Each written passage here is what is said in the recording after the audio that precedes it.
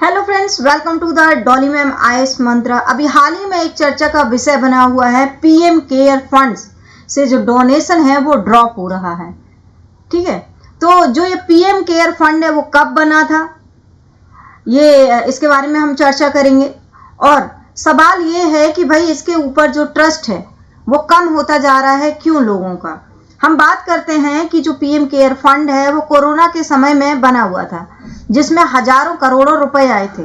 लेकिन आज सिर्फ सवाल ये नहीं है कि डोनेशन क्यों घटे, सवाल ये भी है कि जब इतना पैसा जमा था तो उसका इस्तेमाल क्यों नहीं हुआ। जबकि आप देख रहे होंगे कि देश के जो स्कूल्स हो गए उनकी हालत बहुत ज्यादा खराब है। वहीं पर अगर हम बात करें 2020-21 में जब कोविड आया था तो पीएम केयर फंड को करीब 7184 करोड़ रुपए डोनेशन में मिला था।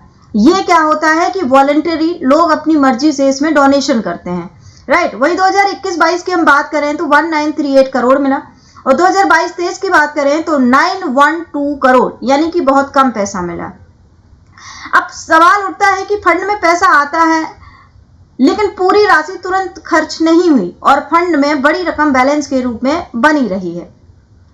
इसी मुद्दे को हम देखते हैं, डिस्कस करते हैं। तो देखते हैं हमारा आज का जो सब्जेक्ट है किस तरह से है। ये है आपका द हिंदू का एक आर्टिकल है,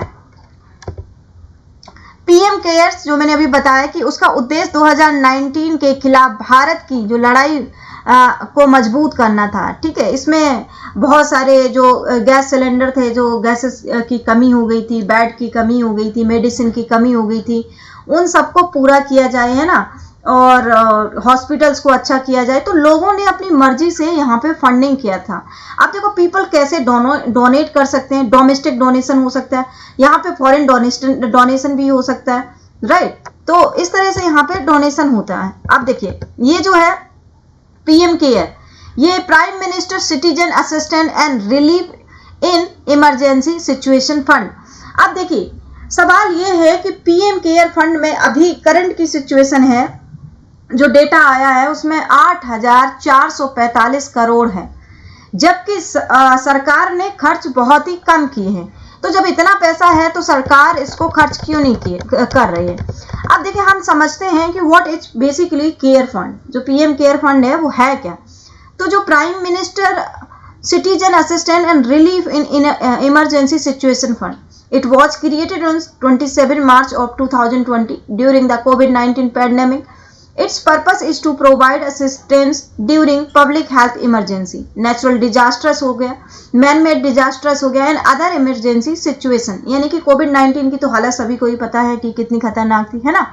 It is constituted a public charitable trust। ठीक है, ये पब्लिक चैरिटेबल ट्रस्ट है, लेकिन इसके जो चेयरपर्सन होते हैं वो आपके प्राइम मिनिस्टर ऑफ इंडिया होते हैं। वहीं पे मिनिस्ट्रीज की बात करें तो ये और भी मिनिस्टर्स होते हैं, जिसमें डिफेंस के हो गए, होम मिनिस्टर हो गए, फाइनेंस मिनिस्टर हो गए, और एक्स ऑफिशियो ट्रस्टीज भी होते हैं। अब देखिए यहाँ पे सबसे इंपॉर्टेंट बात है जो कि समझने वाली है कि PM care is not a normal government budget fund, it receive voluntary contribution, यानी कि लोग अपनी मर्जी से इसमें फंडिंग करते हैं। ठीक है, ये कोई गवर्नमेंट की तरफ से इसमें बजट नहीं आता है। अब देखिए बेसिकली अभी हुआ क्या, ये चर्चा में इतना क्यों आया। What happened in August 2026, on August 18 to August 2026 the audit financial statement for 5 year 2023 and 24 and 5 year 2024 and 25 public हो गई। अब इसमें बताया गया है कि now we have clear picture of the fund finances and one of number immediately attracted attention, यानी कि जो ये नंबर है 8452 करोड़, इतना तो पैसा है। लेकिन 31 मार्च 2025 PM care had a closing corpus, यानी कि जब ये क्लोज हुआ तो टोटल जो पैसा था वो 8452 था, और उसमें अगर हम एक्सपेंडिचर की बात करें तो बहुत कम एक्सपेंडिचर किया गया था। यानी कि then how much was spent, तो 2024-25 में सिर्फ 87.85 लाख खर्च किया गया, और अभी क्या है 8452 करोड़ है। तो जब इतना पैसा है तो गवर्नमेंट इतना पैसा किस चीज के लिए रखा है। ठीक है, तो यहाँ पे बोला गया कि भैया ट्रांसपेरेंसी लाओ, पैसा कहाँ खर्च करना है ये भी बताओ। इतने सारे स्कूल्स हैं जिनकी हालत बहुत खराब है, उनके बारे में भी बताओ। अब यहाँ पे एक क्वेश्चन उठता है सभी के मन में कि has trust in PM cares decline, क्योंकि पहले पैसा खूब आया, जैसे कि कोविड-19 का टाइम था 2021, 3, 4 में पैसा आया, लेकिन अब क्या है, पैसा नहीं आया, क्योंकि कोविड-19 की जो सिचुएशन थी अब वो भी नहीं रही, इसकी वजह से भी पैसा डिक्लाइन हो सकता। If public confidence in PM care remaining strong, why did domestic donation fall by around 47% in 1 year? यानी कि अगर देखा जाए 25 और 26 में 47% के करीब यहाँ पे जो डोनेशन है वो डिक्लाइन हो गया।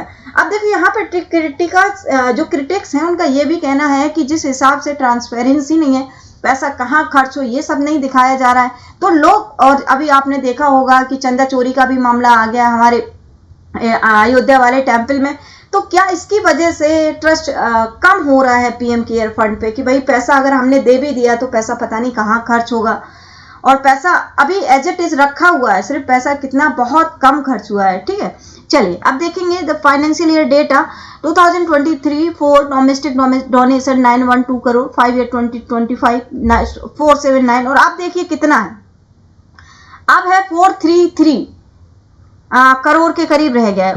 अब देखिए यहाँ पे जो क्रिटिक्स हैं वो और क्या कह रहे हैं, क्रिटिक्स कह रहे हैं कि क्रिटिक्स से पीएम केयर वो क्रिएटेड ड्यूरिंग कोविड-19। बिल्कुल सही बात है कि इमरजेंसी का टाइम है, बहुत ज़्यादा पैसे की ज़रूरत थी, बहुत ज़्यादा मेडिकल इक्विपमेंट की ज़रूरत थी, मेडिसिन की ज़रूरत थी, तो उस टाइम पे लोगों ने बहुत डोनेशन दिया। ठीक है, और अब की क्या है, अब ऐसी सिचुएशन नहीं है, अब रिलीफ की सिचुएशन है, इसलिए अभी वो पैसा उतना नहीं आ रहा है।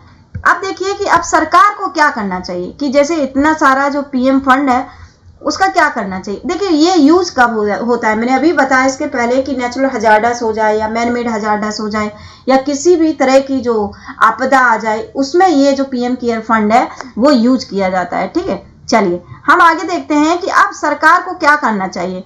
Basically way forward PM care fund में कि क्लियर यूटिलाइजेशन रूल्स बनाने चाहिए। अब देखिए इतना पैसा है, लोग डोनेशन दे रहे हैं, तो लोगों को पता होना चाहिए कि उनका जो पैसा है वो यूज कहाँ हो रहा है। तो इसमें क्वेश्चन उठता है कि क्लियर यूटिलाइजेशन रूल्स होने चाहिए, clearly define when, why and under what condition PM care money can be release, right.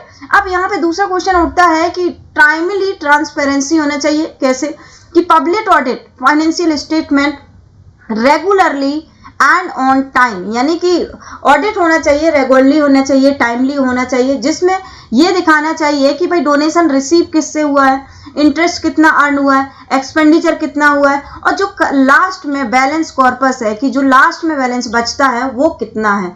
तो इससे क्या होगा कि लोगों का ट्रस्ट डेवलप होगा और लोग पीएम केयर फंड में पैसा यहाँ पे क्या करेंगे, डोनेट करेंगे। अब देखिए वहाँ पे प्रोजेक्ट वाइज डिस्क्लोजर भी होना चाहिए, पब्लिकली डिस्क्लोजर किस तरह, विच एजेंसी रिसीव द मनी, देखिए कि किसने पैसे रिसीव किए हैं। तो देखो पैसा क्या है कि लोग बहुत मुश्किल से कमाते हैं और फिर जब डोनेशन देते हैं तो उनको जब पता चलता है कि पैसा चोरी हो गया तो कितना बुरा लगता है। इसलिए यहाँ पे सरकार को करना चाहिए कि जो भी ऐसे एजेंसी है जो पैसे को रिसीव कर रही है तो उनका एक पूरा डेटा होना चाहिए।